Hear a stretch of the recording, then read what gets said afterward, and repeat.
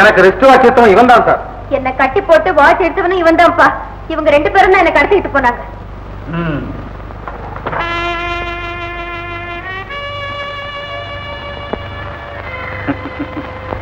ஏன் சார், உங்களை பத்தின உண்மைகள்ல நான் ஏதாவது கொஞ்சம் தெரிஞ்சுக்கலாமா?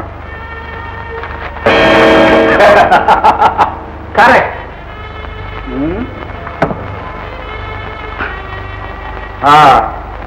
இதுல இருக்கிற விஷயத்தை நாக்கில தடவி கவரை ஒட்டி எல்லா விவரமும் இதுல இருக்குன்னு என்கிட்ட கொடுப்பீங்க. நானும் பிரிச்சு பார்ப்பேன். என் உயிரை தவிர வேற எதையும் வாங்கிக் கொள்ள முடியாது அப்படின்னு இதுல எழுதியிருக்கும். அதிர்ச்சியோட நான் உங்களை பார்க்கறதுக்குள்ள எனக்கு இன்னொரு அதிர்ச்சியை உண்டாக்கி நீங்க 2 பேரும் யமலோகம் போயிடுவீங்க. அப்படித்தானே?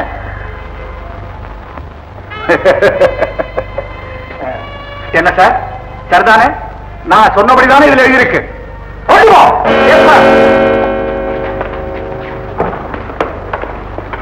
வெல் மிஸ்டர் முத்து, மறுபடியும் வரும்போது குற்றவாளியோட தான் வருவேன் சொன்னதை செய்து காட்டி என் சந்தேகத்தை போக்கிட்டீங்க. உங்க பேர்ல இருக்க கேஸ கேன்சல் பண்றேன்.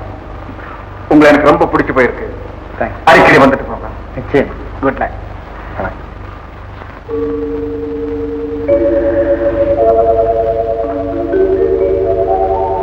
நல்ல புத்திசாலியான பையன் இல்ல?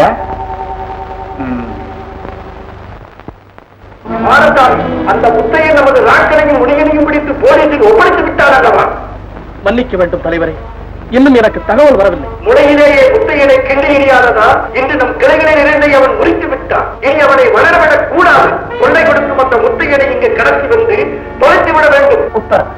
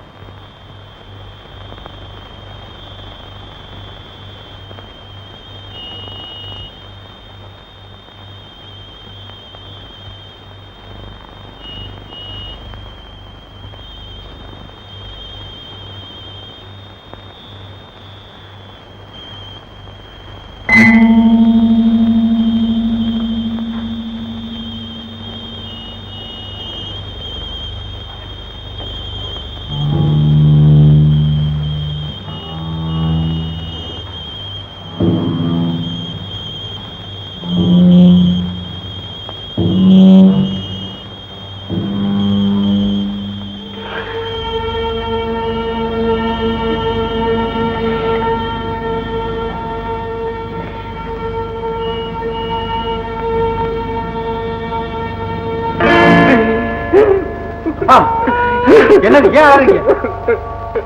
ஏன் பாருங்க? என்ன ஆச்சு? ஏன் பாருங்க? சொல்லுங்கப்பா. சொல்லுங்கப்பா, என்னதான் நடந்தது? தம்பி, நான் ஒரு பயங்கரமான கனவு கண்டேன். கனவா? ஆமா.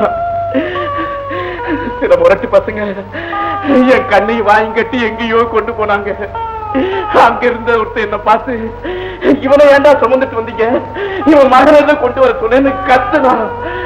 பிறகு என்ன பார்த்து, உன் மகனை ஜாக்கிரதையா இருக்க சொல்லு, இல்லாட்டி கொலை பண்ணிடுவேன்னு சொல்லி என்ன பிடிச்சி தள்ளுனா. நான் கீழே விழுந்துட்டேன். பிறகு கனவு கரைஞ்சு போச்சுப்பா. இதுக்காக கலங்குறீங்க? கனவு தானேப்பா? விடிய காலையில கண்ட கனவாச்சே, பறிச்சிடுமோன்னு பயமா இருக்குதுமா எனக்கு. அப்பா, நீங்க கண்ட கனவும் பறிக்காது, எனக்கு துன்பம் விளைவிக்கணும்னு துரோகிகள் காண்ட கனவும் பறிக்காது.